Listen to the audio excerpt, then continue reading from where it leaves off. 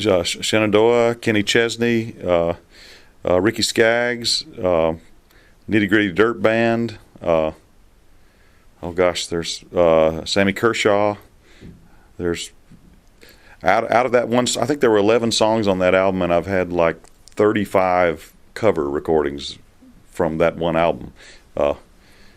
It would have been better if I hadn't recorded them myself. If I just let everybody else have them, it probably would have been better. But that was just a period. I was having children. I was sitting around on the porch and playing. The songs like from Nothing But the Truth were me trying to learn, me trying to assimilate something that I had not figured out yet, music that I liked, but I hadn't, because I spent so much time alone. I had to work to get those songs out of my head. Songs on Simple Life were more just what falls out. That was simple stuff, and perhaps sometimes you discount things because they just are instant and they're natural to you, but it's a mistake to do that. The things that are natural to you are natural for a reason, and so I got to figure that out by making that record Simple Life. And there's actually the song Down the Road from that record is a new single on Kenny Chesney and myself. That's about to come out in October. It's his next single. So.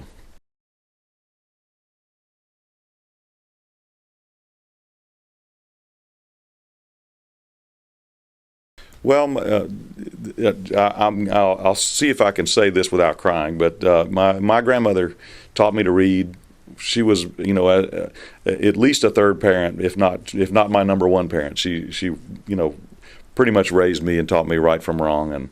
And she was diagnosed with cancer, and my mom and her brother made the determination not to tell her that she had cancer. And she was very sharp mentally, and so I disagreed with them because I said she's very smart. She's going to figure out what's going on, and she's going to be mad at you.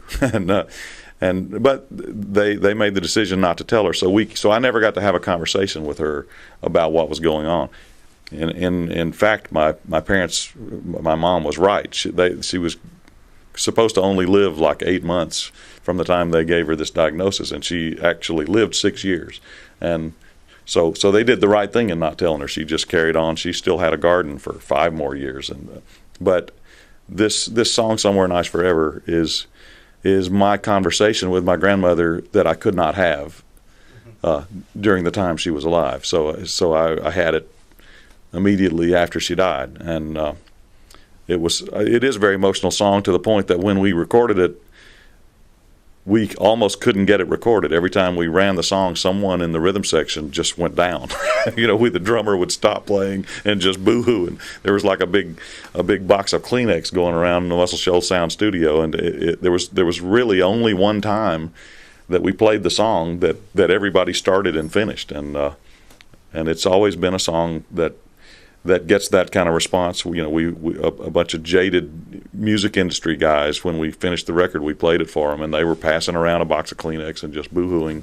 And it's a hard one to play, but I have a box full of letters from people who tell me how positive of an influence that song has been for them. And that's, as I said earlier, that's one of the great things about music, is something that's just gut-wrenching and the most painful thing in your life. When you deal with it and it comes out of you, it can actually enrich somebody else's life. There's other people that went through that same experience as me, and the fact that I went through it too and just laid it out there with a piano makes them feel more connected to everything else in the world. And to be honest, I wasn't aware at the beginning of this process that that's what the case was. I was just getting it out of me.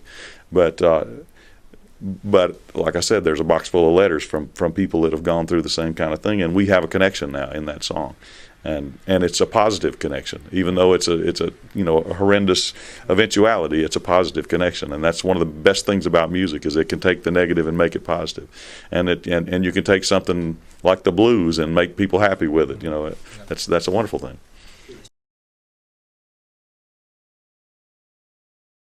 I'm always dragging along Mac songs, and they continue to pop in my head. And I've actually I'm underway recording. I have 4 things recorded that I recorded tracks 2.5 years ago and thought I would be finished by now. But my tendency is to do my stuff last, and someone else asked, my friend Jake Shimabukura, the ukulele player, asked me to do a record, so I did a record in Little Feat. That sort of stretched on because of the long involved process, and I'm blessed enough to get to co-produce with Mr. Utley, Jimmy Buffett's records, and so I'm actually ready to make a Mac record, and in the process. But and I have a live album recorded that I've got to mix and put out as well.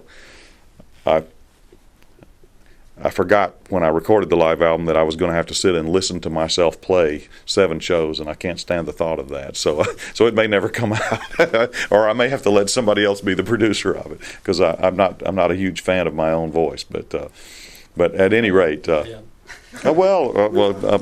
support you in that sense. Thank you very much.